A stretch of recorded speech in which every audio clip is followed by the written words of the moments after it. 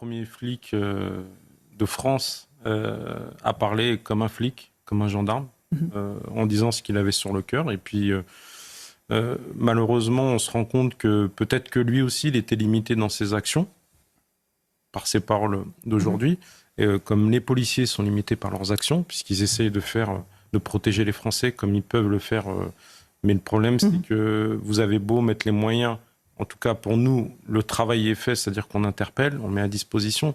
Mais derrière, si ça ne suit pas, c'est compliqué. Mais Reda Bellage, ce qui veut dire qu'il y a une jeune génération qui a appris à ne pas respecter les policiers et les gendarmes. Oui, c'est rentré un peu, c'est rentré dans les mœurs, on va dire. Mais sur ces images, il y a peut-être une partie, une des pistes de solution, une des solutions, avec les motards de la police nationale. Ouais. Moi, j'ai travaillé...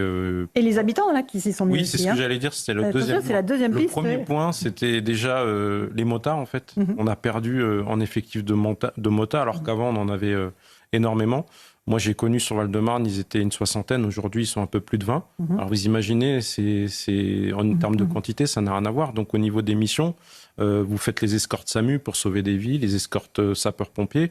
Mais ça peut être une des pistes parce que, vous savez, quand vous mettez en place, c'est un peu technique, mais quand vous mettez en place un contrôle routier, si vous avez une équipe moto, c'est pas pareil. Parce que derrière, s'il y a un accident, comme on l'a vu dans ce drame, c'est que les motards peuvent prendre tout de suite en charge le véhicule. Puis je peux vous garantir que pour semer un motard, il faut y aller. Il faut y aller. Ultra formé. Non, si on a le feu vert, c'est pas possible. Ouais. Mais voilà. Et puis la deuxième image qui est paradoxale, c'est cette personne en fait qui avance. On voyait pas ces images-là. C'est-à-dire que là, voilà, il décide. Mais ce qui est inquiétant, c'est que si jamais il l'interpelle, on ne sait pas s'il n'y a pas un policier à côté qui ne fasse pas justice lui-même. Il suffit qu'il soit dans un quartier, il y a une dizaine ou une vingtaine d'individus qui vont lui sauter dessus. Et je pense que là, cette image, elle veut dire que les Français en ont ras-le-bol.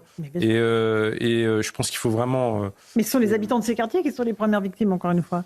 Oui, mais vous savez, dans les quartiers, c'est un peu compliqué parce qu'il y a une espèce d'omerta. On l'avait vu à Boissy, je me souviens, il y a quelques années, le ministre de l'Intérieur s'était déplacé avec la première ministre à l'époque, où il y avait eu un refus d'obtempérer, un rodéo moto avec un jeune qui avait été blessé.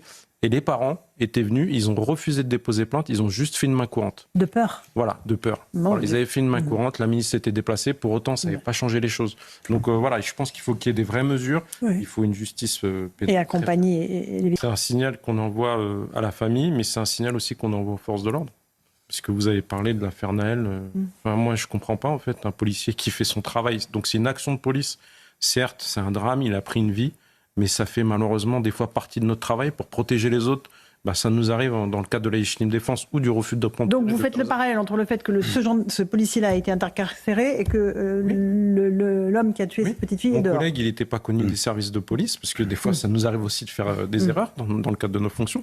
Pas connu des services de police. Il avait deux médailles de acte de courage et dévouement, une médaille sécurité intérieure, ce qui est quasiment impossible à avoir. J'entends, Reda, mais là, on est d'abord sur l'affaire de cette petite fille, et c'est vrai qu'on se dit, moi, voilà, à la place des parents... Oui, mais c'est sur l'argument... Ça serait très difficile de comprendre cette décision. Comprends. Ah oui, non, mais moi, là, je partage tout à fait. Je dis juste que le policier, aujourd'hui, il ressent la même chose que les parents. Il ne comprend pas. Et ça fait des années que c'est comme ça. On ne comprend pas que le job est fait. Et là, en l'occurrence, vous avez un jeune, même s'il est inconnu des services de police, c'était le parallèle que je faisais. C'est-à-dire que, OK, on regarde le profil, mais en attendant, une petite fille est partie. Lutter contre le contrôle aux faciès. Il faut arrêter l'impunité contre les violences policières.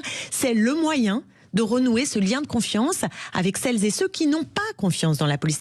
Redire le mot violence policière, à nouveau, dans ce contexte-là. Alors déjà, je pense que cette personne est très mal placée pour parler de lien de confiance, parce que quand elle était à LFI, c'était la première à créer, ouvrir ce gouffre entre les jeunes et la police, parce que quand on dit que la police tue, excusez-moi, mais les jeunes, certains jeunes y croient en tout cas, et donc je pense qu'elle est très mal placée pour tenir ce genre de propos. Maintenant, je pense être la preuve que la diversité existe dans la police depuis 97. Maintenant, la création de la police de proximité. Nous, on a, je veux dire, en tant que fils d'immigrés, on a toujours, on était, voilà, à partir du moment où vous êtes policier et les collègues vous respectent. Et il y a beaucoup de diversité. La police est à l'image de sa société. Et le contrôle au faciès, je pense que là, on veut encore victimiser. Et au lieu de donner aux jeunes les rend plus forts, on les rend plus faibles. Et je trouve ça vraiment dommage. Maintenant, je ne vous cache pas que moi, quand je vivais dans un quartier, je n'avais pas forcément une image positive de la police. Parce que oui, moi aussi, je me faisais contrôler régulièrement. Mais à un moment, voilà, je pense qu'elle, comme elle dit, elle a 51 ans, mais elle vit où? Moi, j'ai travaillé 7 ans à Saint-Maur. Je contrôlais des gens de type européen. Et quand je travaillais à Champigny, oui, je contrôlais des gens de type nord-africain. C'est pas les policiers qui font la politique de la ville et qui parquent les gens avec des mêmes communautés dans les mêmes endroits. Reda. Si je peux me permettre, pour récipicé, moi, je suis dealer, il n'y a pas de problème. Je me fais contrôler. Hop, je vais voir le chef du point de deal. C'est bon, j'ai mon récipicé, vas-y, je prends 1 kilo. Et puis après, on n'aura plus le droit de me contrôler. Non, mais franchement, oui, on n'avait pas c'est pas logique, en fait. Non, mais je pense que ces gens-là, on devrait mettre un dispositif en place avec, comme nous, policiers, on peut le faire quand on veut connaître un service, c'est un stage d'immersion. Vie ma vie de policier. Oui, voilà, on leur donne un gilet pare-balles. Par contre, ils nous font comme ils font les médecins, c'est-à-dire une décharge. Voilà. Et qu'on donne au chef de bord et que ce soit pas le directeur, parce que nous, on en a pris.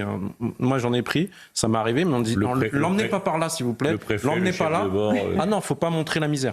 Ah, il faut pas. Ah non, faut pas montrer. Ça a été fait avec des députés pendant des mouvements sociaux et des parlementaires qui ont été complètement retournés par ça. Parce qu'ils ont saisi la violence et la haine dont vous faisiez l'objet. Ils disaient, c'est pas ça va durer 10 secondes. On va l'emmener à Nanterre, à Picasso. Bien sûr. D'accord, hein, là, pas loin de là où ça s'est passé, où la Fernelle, c'est un des plus gros points stup des Hauts-de-Seine.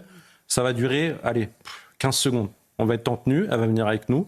On va lui mettre alors, je respecte, c'est pas du tout des menaces, mais on va lui mettre un gilet pare-balles avec écrit police. Elle va voir la différence entre une écharpe de député et porter l'insigne police. Ça va durer 10 secondes et elle va prendre des boules de pétanque comme nous, on se prend des boules de pétanque. Et là, on verra si elle parlera de violence policière ou de violence contre les policiers. Je pense qu'elle changera peut-être d'avis.